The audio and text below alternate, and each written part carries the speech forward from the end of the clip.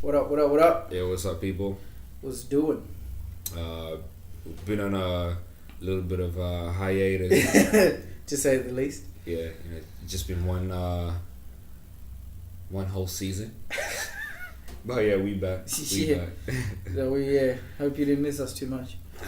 Welcome to the Really Real Show, episode something. Yeah. So you know what episode it is. It's Black3lmo. This is Locks. And so I guess like this is like perfect for us to like do a little bit of catch up where like at this point we know it's probably like a little bit old considering, you know, the climate that we're in where like everything just like consumed so fast. But so we just want to get a little bit into Drake and Push's beef. Like everybody else. Yeah. And I guess like, you know, just put a little 2 cents in there. Yeah. And what we think about it. And of course what the outcome was. First time I heard, like, I guess like the first time like probably everybody like, well most people sort of like found out about the beef would have been Exodus. Yeah. Exodus was 23-1. Yeah. Exodus 23-1. Also that's Push's track, really dope track. And then so ages ago.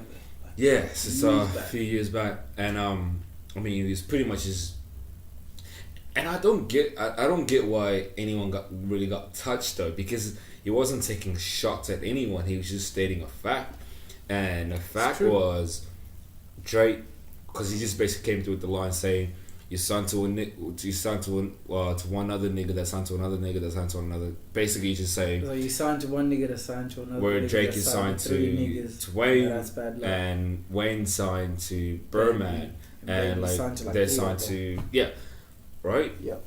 So basically just saying how you in a fucked up contract. And people just got in the feels. Wayne as well, which I didn't like that he did that, because I just felt like he was a little bit too, like he was above that for him to be like trying to get involved in the whole Pusha. This was Drake. like 2010. Probably. Lil Wayne? I can't really remember, but roughly 2012, something like that. Probably might be, yeah. Yeah, 2012, 2013, yeah. maybe. Somewhere along there. So he was still doing pretty well. I guess it was just as he was falling off a little bit. Apparently he did a diss track. Man, it was horrible. Yeah, I didn't even bother listening to it. It was horrible. It didn't make a noise when it dropped. Jesus Christ, I was embarrassed, right? you know what? And Push came out. Push had an interview. I can't remember if it was like the Breakfast Club or whatever. And he came out, that was trash.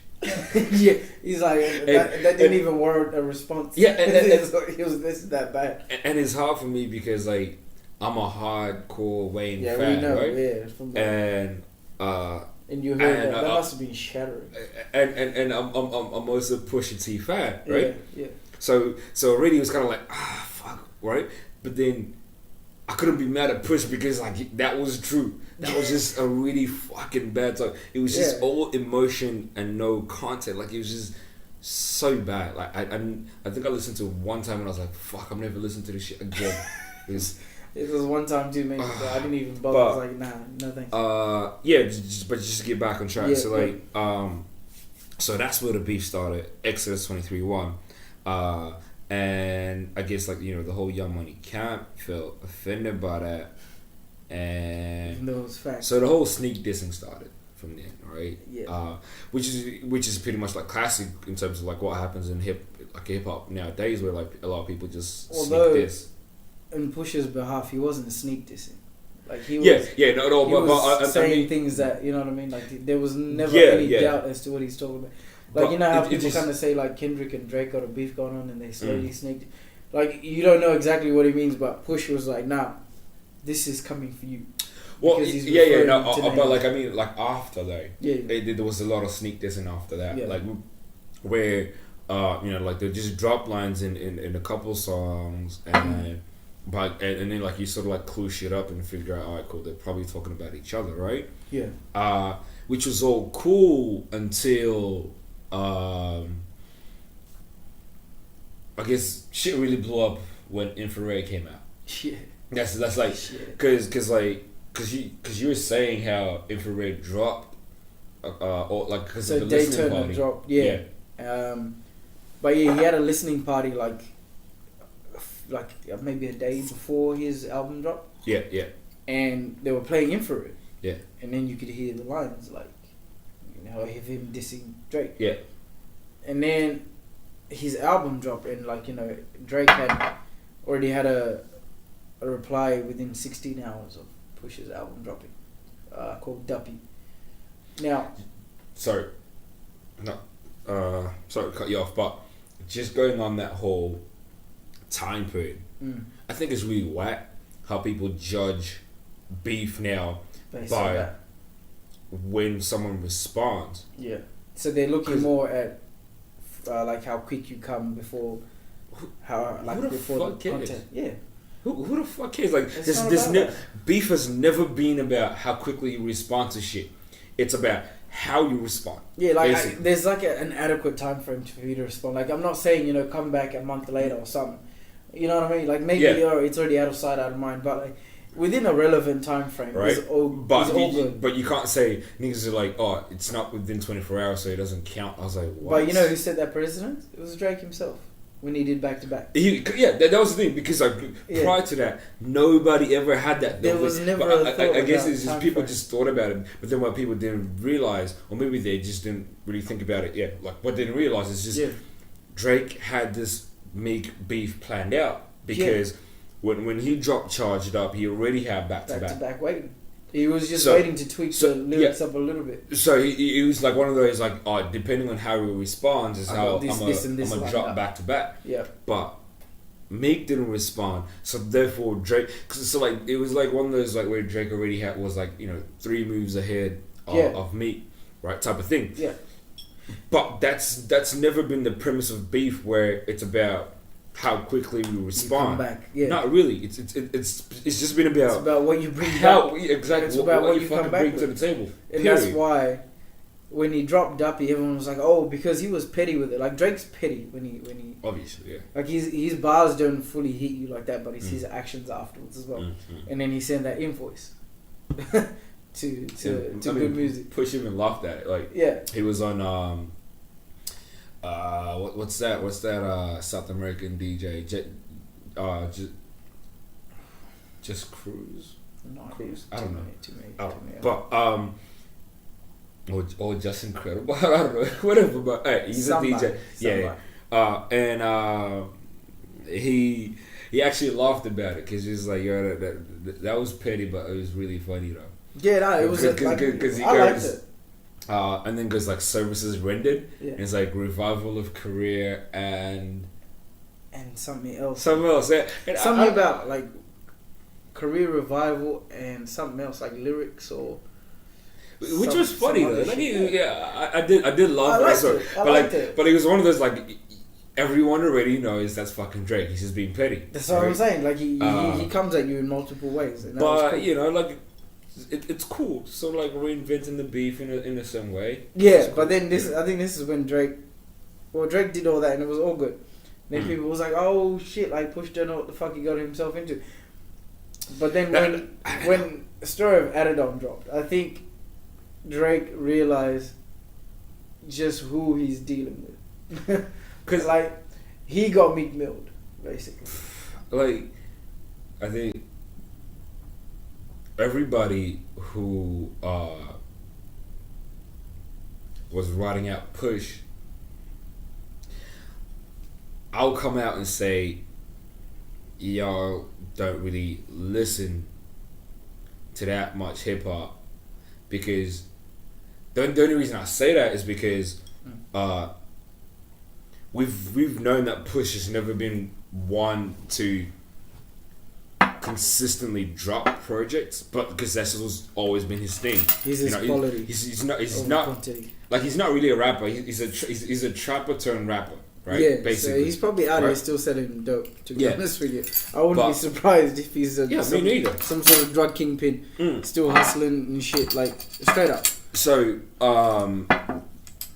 for him, it's a sport, right? And he's good at it.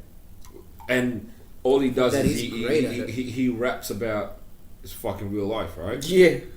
So you can never call him a liar. So I just think like a lot of people is just they don't really know him because he doesn't drop consistently. So not that he doesn't drop consistently, so he's not one for the charts. Like so you have to go out to listen to his shit. You have to get out of your way to listen to his shit. But he's been around for a minute. Like he's been around for ages. Like come on, clips came out like when? Like early 2000s, if not late 90s. This is back when like like nerd was still the shit. You're right. Like, so when any idea was still a shit. Like they came up sort of same time. Yeah. So they've been around for a minute. Like Pusha's been around. He's only now just gone solo and then decided to do like his solo projects. I mean, I was never worried because I knew I was like these are basically, this was not even discrediting Drake because like as much as I don't like Drake's emotional fucking slow shit, I know Drake can write because I know he's got bars for fucking days when he wants to. Exactly. Right. Which hasn't been for a long time though. So I just knew it was just basically two really good writers, right? Yeah. I mean, even though it's turned out that Drake doesn't write most of his shit, which is understandable, but I would still think he writes majority of his shit because like, come on, like I've listened to So Far Gone and like that shit's fucking hard. Yeah. Right. So I knew Push is just gonna come and like fucking. No, I didn't think he was just gonna. I was not expecting the story of Adidon though. Yeah, like I was expecting some fire, but Jesus fuck, man, this dude dropped a missile. I still remember when you sent me that link and I was at work, and I was like, yo, is it fire? And like, bruh, there was no words for me. There was no words. As soon as you said that, because I remember, I was like, yo, fuck it. I left my desk. I was like, I'm gonna go to lunch because it's probably like about midday. So fuck, I'm gonna go to lunch so I can listen to this shit. Bruh, press play. Lyrics. But and I'm in the elevator, bro, and I'm listening to this. I'm like, yo, and like, so it's crazy because like, it's in my earphones, and like everybody else in the elevator, and like people just don't understand what I'm listening to right now. I'm like, oh, you white people, do you hear this? Like, it's like, does anyone else know this? It was, bruh, man. This was fucking respectful. Like, honest to God, Jesus. That is up there with one of the greatest diss songs. Man, like legit, I put this way in that top 5. I still think my best part was okay. As soon as I heard the beginning, was like when I knew it was like Push is just gonna go at some fucked up angle because he's like, let's put ghostwriting and drug dealing aside. Let's have a heart to heart. He ain't even bringing those things up. Bro, he's like, I was like, yo, that was what the beef was about. He's like, nah, I got something better. Like, and then he puts it on the beat of Story of OJ. Bro. God damn. I was like, yo, I'm in because he said the moment he saw that picture of him on Degrassi. Yeah. As soon as he saw that picture, the beat of he's like, I'm gonna do it on the Story of OJ beat. That was him done, right? Bro. Yeah, which is appropriate, right? Yeah. Because fuck, I didn't even know which is my favorite line, to be honest. Yo, you know, I'm still shook. Like, I'm pretty sure if anyone has any PTSD from this, it's 40. Tick tick tick tick. That man is. Nah, look, hey, no. Maybe leave that where it's at. Yeah, I think Push was kind of wrong for that. But look, it's no holds barred. It's not right. Like fuck that. It's kind of like if I insult you and like if you're going back and forth, cool. But then if I then say your mom, then that basically means like any one of my family members is like is open for you, right? Yeah, like if you talk about dude's wife. He's gonna come after your people, right? So don't be surprised, like people are like, oh, he's wrong. It's like no, fuck that. Drake is wrong because like he talked about Push's fiance or wife, yeah, and he didn't go hard out. Because if you're gonna take the gloves, I'll take them the all kill, the bro. fucking right. Yeah, go for the kill. They don't be like don't be half. Nah. That's where he fucked up because Pusha was like, nah, fam, I'm about that. And he went for the like jugular. Dennis, Sandra and Dennis was covered up. The Steve Harvey suits, bruh. And he's like, your dad left your mom before you were 5. Hell of a dad thing. God damn, bro. I was like, dude. But the funniest part for me was probably like the end, like where he goes. This is like it's like something summer. So it's like so he's like surgical season whatever right? Yeah. And then he's like and you say you upset? And he laughs, but yeah, this little that chuckle. Laugh at the end, like I want to see you mad. It's like, what is it? Let me know when you're mad. Something like that. I was like, fuck, this is disrespectful. Nah, he's ruthless. Like, look, I think, like, in terms of that, I think Drake died that day. But since then he hasn't replied. Like, this is what now? Like, and then there was that whole thing about like how Jay Prince was like he told like, look, I know Jay Prince has got a lot of clout in the game. I still don't actually know who the fuck he is. But no, so he's like the CEO of Rap-A-Lot Records, and like he's basically responsible for a lot of Southern rappers coming up. Like like makes sense. Like T.I., like Killer Mike. Drake himself. Because he, I think it was his son, like who helped Drake be discovered by Wayne in a way. Okay. Yeah. So like he's so you know how like Drake even like he has that whole Houston fucking shit sometimes in his raps, like when I don't know if you saw So Far Gone on a song called November 18th or November 17th, and like he's got this whole Southern rap to it, like you know how Southern rap has got that whole syrup whatever, like that's chopped and screwed shit type of vibe to it. So because he spent he I think he sort of like lived in Houston for a bit, but I think he's probably like paying homage to Jay Prince. So he's like a big influence. Definitely. So apparently, so like Jay Prince came out and he said that he told Drake not to drop his response to the story of editing because apparently it was like mad fire. Yeah, but like, look, I understand the role that he might have within hip hop or like amongst these, but I think that was fucked up for him to do that. That was really selfish because for hip hop lovers though, like come on, we thrive off that. Like not really thrive off it, but like I mean, it's good entertainment. Like we haven't had any shit, any good that since Pac and Jay. Nas and Jay. Sorry, yeah. Like we have not had Takeover and Ether, and that was like years ago. So I'm like, come on, like what? So you're gonna stop this because of your relations? I'm like, that's a little bit selfish though. Bro, fuck that. Let them go at it. Like right? This is them honing their craft. Like this is part of what you do. I'm like, yo. So now Drake is gonna have this shit in storage, and you're gonna have Push, with whatever drops he had or whatever dirt he had. Dude, I think he has piles of shit. So like now it's just gonna die out, and we're never gonna hear about it just because you just decide to like fucking pull strings. I was like, that's shit. That's pretty bitch made. I think honestly, this is all bullshit. I think it was like a smokescreen. Like, obviously it was hype around their albums.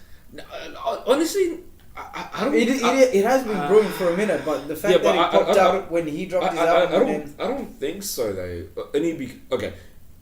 I guess it's just my perception of it. Like I was actually annoyed that after Push dropping his album, which is fucking fire, bruh, people end up talking more about his beef more than the actual album. Right? Exactly. So people are getting actually distracted from what matters most. His actual. Because honestly, that album is one of the best that's happened. And the thing is like, and the thing is like, so you know for a fact every interview that either Drake or Push were going to for that period, or maybe even till now. It's all beef, right? And not even about his album, no. Which is actually shit. Because like I'd rather be trying to get his album out because like I'd rather everyone else listens to how good his shit was. True. You know. But man, but like I guess like to wrap it up, I'll definitely say like Push one album. Dude, Push one that like hands fucking down. First of all, like you're not playing with Meek Mill anymore. Like Meek just be yelling on tracks. Shout out to Meek though, no hate, no nothing. But like Meek's his own lane. Like Meek's over here. I never expected much from. We did, yeah. We don't expect no penmanship from Meek. Like we know what you're talking about. There's nothing deep about it. No. But we like it. You know what I'm saying, like it's cool. Right. But Drake tried to cross over. So Drake, there's Meek here, Drake here, Pusha's here. Drake tried to then do this shit and see if he could match up with the boot. You basically Meek Milled yourself. I was like, come on, fam. Like, have you not listened to any Clips album ever? Any Pusha-T work ever? Like, you know what this dude got. Bruh. Like, if you can go bar to bar with Kendrick, maybe sit down. Maybe sit down, right? Bro. Like, it's not for you. like, did no one in your camp say probably think twice? Or at least, like, just rethink your strategy. Yeah, like, probably don't go after the band's fiance like that. Like, he just might snap. And he did. But I guess this is a perfect segue to get into Push's album because like, that's what I'm actually going to review. Yeah. So, for those of you that don't know, if you don't, or wherever you've been living for the last month and a half, right? So Pusha dropped an album. Daytona. If this is an announcement to you, Daytona came out May 25th, which is his first album in 4 years. 4 years. 4 years. It's a long fucking wait. It's been that much of a fucking. And we've been pushing waiting, but honestly, it's fucking worth it. Oh hell yeah, Right. And like, it was like one of the first of 5 albums that dropped from Good. That whole 7-track deal. Yeah. 5. Yeah. So it was Push, Ye, and Cudi, Ghost, Tiana Nas, Taylor, and then Nas. Tiana. Yeah. So this was a crazy ass month, man. I'm not gonna lie. It was, well, for the most part, it was a good month. It was basically like Cruel Summer, fucking good music, Cruel Summer, but just on steroids. Fuck, crazy. Just on roids. But going to Push's album though. Dude, Daytona, man. Goddamn. One of the candidates for album of the year for me, to be honest. Oh, definitely. Like, obviously still gonna wait for a little bit to see, you know. That's you, bro. Oh, that's my laptop. How the fuck is it doing that? Like, don't worry. It's Apple, and it's making a Windows sound. That was not a Windows sound. Wasn't it? Nope. Oh fuck. Alright, sorry. This shit's closed though. What the fuck? Don't worry. Oh, okay. It's on ghost mode. Alright. No, remember I like spilt shit on it, so I think it's like just acting up. Typical Apple. Shit's been on charge for a minute, and it's only getting gone down. That has to be, bro. Yeah, right, I'm still PC. Yeah, you were saying? I got distracted, but it's just saying like, so Push Out like when it dropped. Yeah. Cause I mean I already knew it was like gonna be like fucking fire. Yeah. And I remember the first track is like what if you know you know. Yeah. And I was just like ooh, and like, cause what I loved about it is it was hard. Yeah, hell yeah. Like from the first song, like you can from the beat, the bars. You already just got that face on, like. Yeah, because the thing like you got that his face on, like right? God damn, like, this is you. It was just raw Pusher, which what I love is because like it's you almost forgot that it had been 4 years since you had listened to. Dude, I actually forgot. Oh no, not My Name Is My Name, because like what he did is it Darkest Before? Yeah, Darkest Before Dawn. Yeah, actually, dude, I forgot that I'd been waiting that long. I was like, I listened to like If You Know You Know, and I was like, ooh. Okay. And then I wasn't even. I was like, Games That We Play, is it? The Games We Play. Oh, when I heard that, I was like, oh. oh fuck, and I was like, oh, this is my favorite. Like, and Come Back Baby. And then isn't it Hot Piano that comes up? Yeah, Hot. Is it? I don't know. Oh. It's one of the other. Come Back Baby or Hard Piano, and then you go, what would Meek do? Yeah, I don't like that though. Yeah, I'm not a big fan of it. Like, the more I listen to it, I was like, But then you got Santeria, which for me, I think for me, is my favorite. Yeah, I think it's my favorite, bro. And the chorus too. Do you know? God damn. That's actually probably the only song on the whole album that's got a good chorus. Yeah, and I bang it I think that's probably my favorite song. It actually annoys me because it's short and then the beat changes. So that annoys me because I have to keep fucking just going back on it. I'm not mad about the beat change because I'm happy that the chorus stayed the same. Yeah. That chorus makes that part of that song too. Like I think without it wouldn't have had the same outcome. 100%. Yeah. Man, like the first time I heard it, I was like, oh fuck, this is a really dope track, right? I was fucking with it. I think I really fell in love with it when I actually listened and when I found out what he was talking about. Yeah. Now I think the chorus hooked me in, and then I was like, okay, now I'm gonna definitely give it more attention. Because I then later found out that he's talking about his road manager and like how he got murked. Yeah. And because you know how the opening line it says like, you know, now that the tears dry and the pain takes over, let's talk this payola. Yeah. So like payola apparently is like Spanish for like bribery money. Oh, so what are they trying to bribe? I think it was like to do with how you know, this is gonna be like reaching, but you know, probably like someone marked him because of push type of thing, whatever. Yeah. So I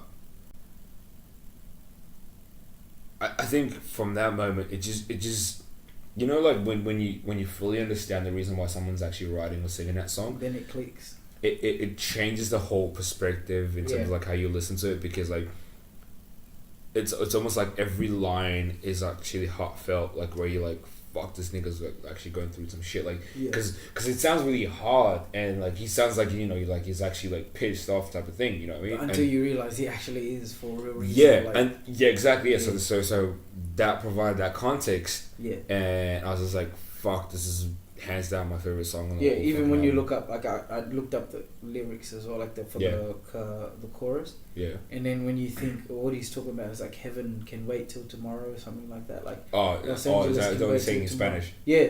So it's like we will travel tomorrow or something like that, or we won't travel until tomorrow. Like Los Angeles can wait. And it's like this whole thing where he's talking about like heaven can wait and stuff like that. Shit. I was like, oh shit, that's what the fuck he's talking about. Because in a way, it sounded like he was like ready for revenge. If he hasn't already, revenge. If he hasn't plotted something, yeah. Right. It's like we're taking it back to the 90s type shit, where if you hit my niggas, I'm hitting your niggas. Yeah, like it sounds like he knows who did it. Like oh yeah, obviously. Yeah. Like usually when that shit happens, you know who did it. You know what's right? What. So I wouldn't be surprised if we did get back to whoever the fuck he was talking about in that song. But honestly, that shit was well worth the 4 years, bro. And I've been mad about pushing or dropping shit. And I've been vocal about it too. Especially when he dropped Drug Dealers Anonymous. Jesus. And then I was like, yo, I was like a Pusha-T and Jay-Z track, and they're talking about drugs, bro. And Jay-Z killed it. Jay-Z has the best verse. I was like, yo, what the fuck? I'd say they're on fucking par, bro. They are on fucking par. Yes. Honest to God, to me, Jay just got par, because he just seemed to go that little bit. I think because I haven't heard Jay rap that hard. That's probably why. I think that's what takes the cake for me, because Push is always like up there with his bars about like the drugs, but the way Jay, like in that setup, when he took that snippet from the interview. Like, when have you, like personally for me, I'd never actually heard Jay come out and talk about that side of his life. Yeah, before. he never does that. He talks about how rich he is now, and shit, which is fair enough because that's what you are now. But he rarely delves into his past. Yeah, because I think that's what got it for me. Because when the setup of when Push finishes and then they use that snippet of that interview where this news reporter is interviewing Beyonce. And she's like, your husband was a drug dealer for 14 years. He sold crack cocaine. And then it just cuts and you just hear, and then he just goes into his shit. I was like, yo. The maddest bar for me on his verse, though, is the koi fish one. Yeah. It's tore the flow up. Yeah, that's for the the mumble flow up. That's for the koi fish. Yeah. And I was like, fuck, this motherfucker's got koi fish in his flow. This nigga walking around is looking at koi fish out of the fucking book. Bro, I don't even have a fish tank. Bruh, what fish? It's the fish you eat is probably fillet of fish. Fucking maggot. Fucking tuna, bro. Tuna in the cat. I'm having Serena tuna. Is that Serena? Serena? Yeah, I don't know. That stockpile you got going on. Yeah, bro. That John West shit. Right. He used to talk about he just tore up the floor for that koi fish. Okay. And then at the end of it, he's like, damn, Daniel. The FBI keep bringing the white vans bro. I think what I love the most is the fact first off, you're not expecting anyone to drop that kind of bar. Secondly was the relevance was just hard, bro. When that damn Daniel and to think Jay of all people. Man. And the way he tied that shit in. That was a perfect track. And I was like, yo, Push is about to drop jokes. We basically had to wait for a year and a half. Almost, right? Longer than that. Yeah. No, because he dropped it beginning of last year, right? That's when he dropped Dragons Anonymous. So we basically had to wait the whole year, and then this year, so about a year and a half, yeah. And that song has nothing to do with this new album. That's even way more crazy, right? Fuck, I don't know what sort of thought process. I'm just wondering what he dropped to be able to put Daytona out. What would have been on King Push? Because it was originally meant to be called King Push. Because I'm pretty sure the 7-track and all that shit wasn't a thing until Ye decided to make it a thing. Did his shit. Yeah, but I hope he drops something, or he just leaks it, not leaks it, but drops it as a mixtape. Whatever he had on that was meant to be for King Push. And it's and it's one of those things where you don't want to hold your breath because it's Push. So he just might drop it 2 years from now or something. I don't know. So I'm gonna just leave it as is. But Push, if you're hearing this, we waiting, bro. I think my quotable lines outside of Santeria is the one hard piano when he starts off. He's like, never trust a bitch who finds love in a camera. She will fuck you, then turn around and fuck the janitor. I was like, yes. Yeah. So just had to take a drink break. Gotta stay hydrated, folks. But I was saying dude wasn't messing around when he dropped that line. I think he was just basically referring to every Instagram hoe out there. That's why you don't really see Push stunned with no Instagram people. Yeah, he's about his fashion and that's it. It's the janitor. I was like, yo. Hey, whoever got their good stroke games finna get it. It doesn't matter what you do. Whether you're making M's or you're cleaning toilets. You know what I'm saying? So. And another line was from Comeback Baby. He goes, they say don't let money change you. And it's they say don't let money change you. That's how we know money ain't you. Yeah. Dude, I think that's my favorite line out of the whole album, bro. Because wow. Alright, Push. Shit. No, he's straight up though. He's for real, because if you get money and you stay the same, something is wrong. Sure. You're doing something wrong. Sure. You can't get money and stay the same. Sure. Then you're not showing growth or anything else really. Yeah. You're not learning from your experiences. So obviously some people kind of turn into assholes or whatever, or they lose their minds. But to an extent, you have to change. You are going to change. You have to. You will change. Yeah. It's up to you whether you change for better or for worse. If you say you haven't, you're just lying, or you're lying to yourself. Yeah, lying to yourself and other people. you're either gonna change for better or for worse. That's it. But if you're preaching about that, oh, don't let the money change you, then nah, bro, you're not about that. This is not for you. But like to rate the album, what would you say? Oh, out of 5. That's like a 4.8 type shit. Like I'm giving it a for me. Because I would give it 4.5 only because the hooks and the only hook that was actually good was off Santeria. Yeah, but you know that Push is not one of them. Yeah, no, that's not his thing. I know, but like, I guess more because the only song that really stands out for me when I talk about like a chorus or a hook would be Hard Piano. Yeah. Which is it was a really bad chorus. Yeah, that's what I'm saying. I think Push tries to do a hook, that's what comes out. I just think they could have done better on that. So I think that's the only thing I fault the album. But I'll definitely say that is the best Push album I've ever heard. I'm talking about putting Clips albums and his solo shit. Definitely, it's fucking good production from the beats, the features, the production, everything was like fucking on point. Except for the hooks. That was damn near perfect album. Damn near perfect. Yeah. But definitely one of the albums of the year for me. Like, definitely. So have a listen. Yeah. Alright. So just skipping over to so what we do, like, is it like my generation? It's time for My Generation. So what you got? So this is about where we tell you about the songs that we vibing this week, or no, My Generation is like our shit, like, you know. Yeah, no, but I'm just saying, like, you know, this is one of them segments where and My Generation is like from because we is out here being 90s babies, and like, all right, and we basically trying to show you just how old we are. And show you that our music is better than yours. So it's basically like 90s, early 2000s. My pit is, I'm just gonna jump in front of you. You do that. My pit is Big Pimpin', Jay-Z, UGK.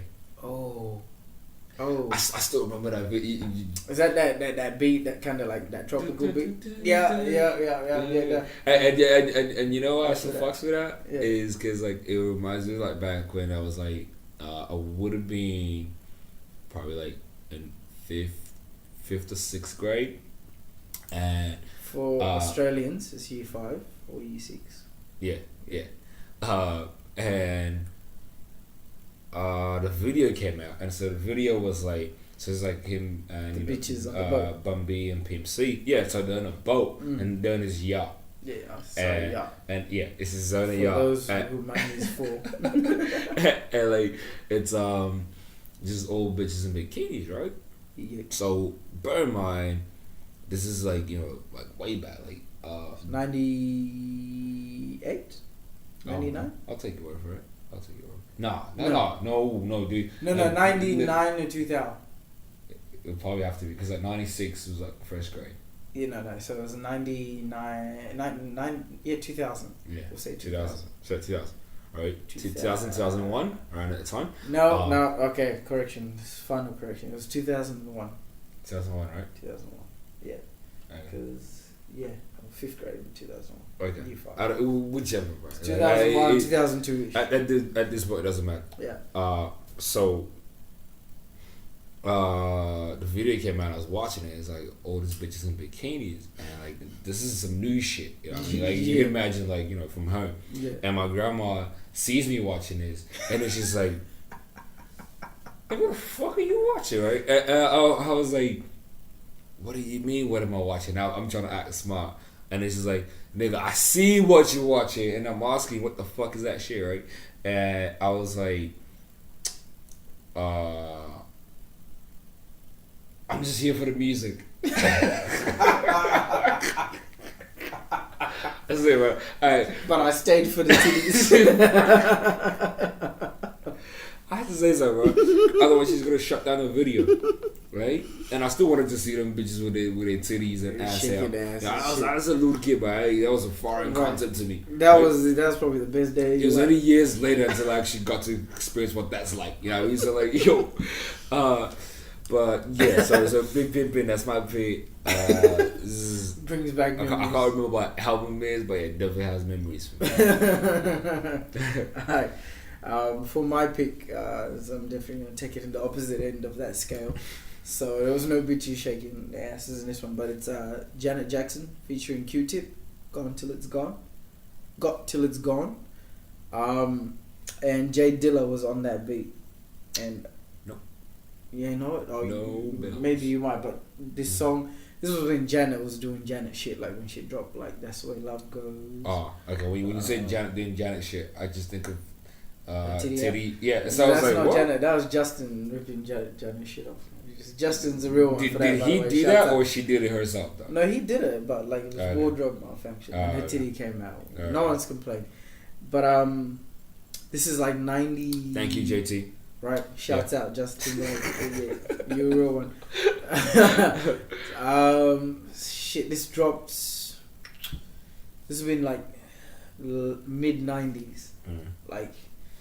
I remember because this was on. Remember that show that would come on Saturday nights, like the video countdown.